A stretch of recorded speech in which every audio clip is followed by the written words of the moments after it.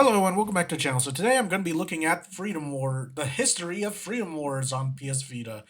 So yeah, I was reacting last time to the Freedom Wars remaster trailer, which is really short, but when I compared it to the OG trailer, it has like the same stuff from it. So yeah, it looks better.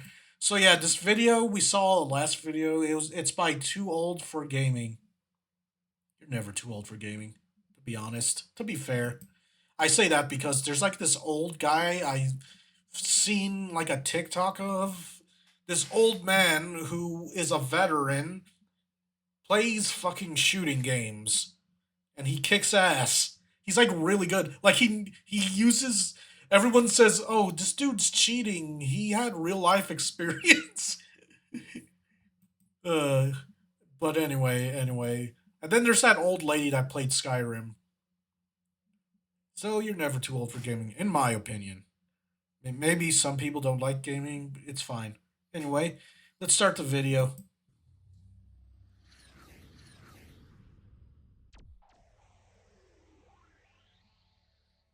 When it was announced in 2013, Freedom Wars was the game Sony used to demonstrate their continued commitment to the Vita. It was the company's second was such a attempt to good game. replicate the PSP's success with a Monster Hunter-esque game on their newest handheld, and incorporated a similar gameplay loop emphasizing Yeah, so this game was supposed to be Sony's Monster Hunter. Because Monster Hunter, I believe, signed a deal with Nintendo for a while, which is why Nintendo mostly got Monster Hunter games. Like, during the Wii era, and then the handhelds for the Nintendos, they got all the Monster Hunters, so Sony wanted their own Monster Hunter because they wanted their Vita to compete with the Nintendo handhelds, but then they stopped supporting it. Anyway, players continuing. teaming up to fight huge beasts. The game boasted dozens of hours of gameplay, online and local co-op and player versus player modes, impressive graphics, and a unique and intriguing world. Although it was hoped at the time that this would be the game to save the Vita, by the time of its release in 2014, the signs were clear that Sony was giving up on the handheld. Freedom Wars was set in a dystopian future, in the year 10214. The planet lies in ruins after wars over Earth's limited resources, and the remaining populace live in large underground cities called panopticons that battle each other for control. Panopticon. That's how you say Each it? person dwelling in a Panopticon. That's how you pronounce the name of the settlements. I just call them settlements because I wasn't sure how to pronounce it. But yeah, they're called panopticons? Huh.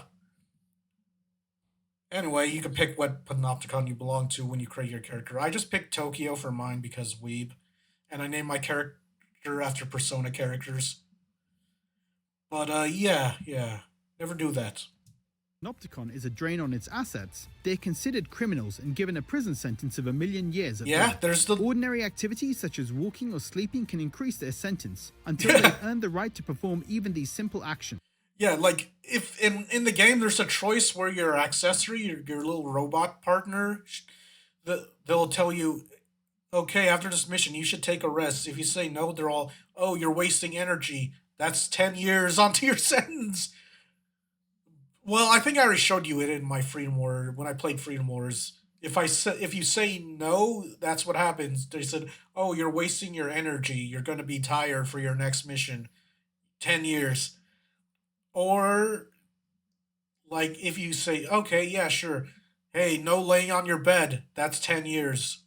Or was no was staying up 20 years and then like just trying to lay on your bed is like 10 years until you earn that right. I don't know. It's fucked up. In order to reduce their sentence and ultimately gain their freedom, they must undertake dangerous missions for their panopticon to gather resources, defeat members of other panopticons, or harvest items from mechanical monsters called abductors. Hold on, let The me check. third-person action gameplay incorporated shooting and melee combat, next and quality. fast It's just movement through the PS Vita. whip-like thorn accessory. A variety of guns and swords could be found during battles or bought from the in-game merchants. Depending on the player's preferred playstyle, they could choose to use smaller and lighter weapons that emphasize speed, or heavier weapons that featured more attack power. Similar to Okay, so when I played this in my original PlayStation Vita, I usually use the great swords and then I would sometimes use spears. I didn't use guns much because I was stupid back then, like well, dumber than I am now currently. But like I didn't fully understand why I was doing so bad in the game. Now in the present as you saw me, I'm using the short sword so I could sever limbs, and I'm using guns. Which again, if you ever, for those who are planning on getting into this in the remaster, if you don't have a Vita to try it out yourself, I recommend you get guns. Guns will help. Sure, there's a limited amount of ammo supply because you have to have like an ammo box, but I recommend you get guns. Guns. Guns. Guns are In the good. Monster Hunter series, the player themselves did not level up and become stronger. It was only through upgrading and modifying weapons that tougher enemies could be successfully defeated. The Thorn added a new dimension to the game and set Freedom Wars apart from other 3D action games on the Vita. Yeah, you It allowed basically players to attack on launch Titan themselves onto at enemies enemies. quickly and added a more vertical dimension to the arena battles, and was reminiscent of the popular Attack on Titan anime series. The Right? thorn could also be used to stun or attack enemies, shield a player, or heal allies. The primary enemies were the depend on- giant mechanical abductors. So yeah, your Thorn, basically, I used the default one mostly. The default one I think was you set a mine. Like you have to. The Thorn is the little vine thing you use to like travel, like to climb onto enemies and whatnot. If you charge it up, usually you have a special ability. Like the default one is like this energy mine. To be honest, I don't use it that much. Like it depends on what you want to do because there's like the mine which is supposed to set a trap, and then there's one where you charge it up and you fire it at your ally to heal their allies. And I guess he said there was one that's a barrier. But yeah, just things to know before any y'all who might be interested in Freedom Wars. If you're not, it's cool. It's cool. It's an obscure game, but like when the remaster comes out, yeah, just pick what Thorn you want. Me, I think I started using the healing one like afterwards, just because I liked actually doing something with it because sometimes I would use the trap ones, which were useful. But anyway, back to the video. And the player encountered several types of humanoid and animal variants.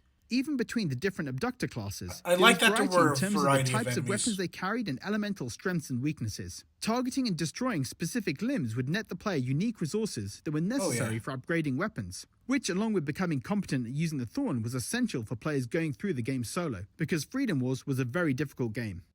Computer-controlled team members tagged along for missions, but even when Yeah, if you're going in expecting this game to not be too hard, it's kind of hard. I mean, you can argue Monster Hunter is hard, but like, again, you could compare it to Monster Hunter, but it has its differences, like different enemies, different settings and whatnot. Like, one, you fight human enemies. Sometimes you fight like hordes of human enemies in certain missions. But yeah, this game is not easy. I'm just gonna let you know real quick.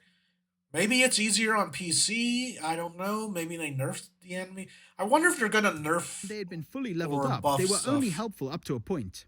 Abductors could withstand a significant amount of damage and dish it out in return. Fortunately, players could apply a range of tactics to defeating them, including leaping onto parts of their body in order to cut off weapons or specific limbs, or using the Thorn to drag it down, making it more susceptible to attack.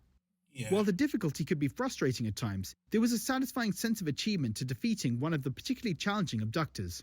Once the core story had been completed, the difficulty ramped up even further. The post-game got missions harder after required you skill, complete the main dedication, story. and well-leveled weapons. Like, way harder. Alternatively, going online and seeking help from other higher-level players was also an option. Oh and god, the practically multiplayer was so mandatory for the fun. final set of missions. I would play Aside with from randos. cooperative play, Freedom Wars emphasized social and competitive elements. Players could choose their I didn't have panopticon friends to play city with. based on real-world cities, and compete with other cities Not on the everyone leaderboard was for the most resources. stupid. Players could also opt to undertake missions with the objective of stealing resources Well, from yeah, I other didn't really get panopticons. along with a lot of people. The But reception from the anyway, Beats community was positive, but critical reviews were mixed. Freedom Wars was praised for its fast and intense gameplay, challenging abductor battles, its addictive loop of battling, farming for loot and upgrading weapons, varied weapons to match the different player styles, and its unique and intriguing world. On the negative side, reviews criticized that neither the melee nor shooting combat were particularly well developed. The difficulty in the later game forced players to go online to progress, which wasn't always convenient, especially for a portable system. I think they said they of might having to actually replay fix levels in some order of to the harvest combat. enough of a specific material to level up a gun or sword, and a story that got in Combat, the way I of the would say, gameplay. wasn't that terrible. After its release, but there was some talk of a Freedom Wars sequel, likely buoyed by its sales success in Japan, where it shifted 300,000 copies. The game's producer indicated that a follow-up game was being considered, and said in an interview with Famitsu, "In the end, it's important for players to speak up so we can know if a demand exists or not." However, yeah, so like the game sets it up for a sequel because the story clearly needs to continue. So I was looking forward to a possible sequel, but then I remembered, oh wait, this is on a handheld Sony's not supporting anymore for whatever reason. Keep in mind, the PlayStation Vita was made because the PSP was a success. It was basically the next level for the PSP, but it didn't end well because Sony. Don't get me wrong, like the Vita wasn't bad, but it didn't really have any games. Like most of the games it had were like ports, handheld ports.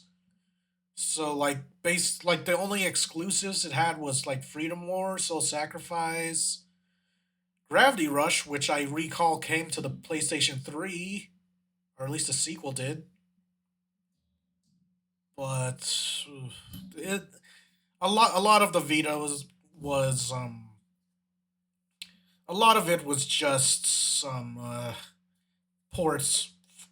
Like you could play the console version, and sometimes they had exclusive DLCs but that ended up just coming to the console. It wasn't really that exclusive to be fair. But anyway, ugh, this game should get a sequel. I just hope it does okay with the remaster, that they do make a sequel, because a lot of people actually miss this game, and then maybe some new people might like it, maybe they won't. I don't know. I just hope they don't fuck up the remaster somehow, because Sony has fucked up many remasters. Y'all see the PC version of The Last of Us when they remastered it for no fucking reason? Yeah, it was fucked up. Like, one, it didn't need a remaster. Two, you could have just released a PC port. Ugh. Anyway. but not long after making this statement, he Apologies, announced that I he was pause a leaving the lot. Freedom Wars project. This was, Just got a unfortunately, the lot on last my official mind. word regarding a sequel. Despite the mixed reviews and lack of a sequel, an online dedicated community grew for the game. More than 7 years after its release, players could still be found online playing both PvP modes and engaging in cooperative missions. Impressively, even wish players that had the completed servers the were game still and reduced on. their prison sentence to 0, which is no small feat, continued to play cooperative missions. Oh my god, I almost got to 0! You wanna know how far in the game? Because I kept playing this game on my OG PlayStation Vita. You wanna know how far I got my sentence down to? It was like 10,000, I think. It was very low. Like, I almost became a civilian in the game, which when you become a civilian, you get like your own stuff. Like, you get like a costume and whatnot, and because you cleared your sentence, and yeah. And then my data got corrupted.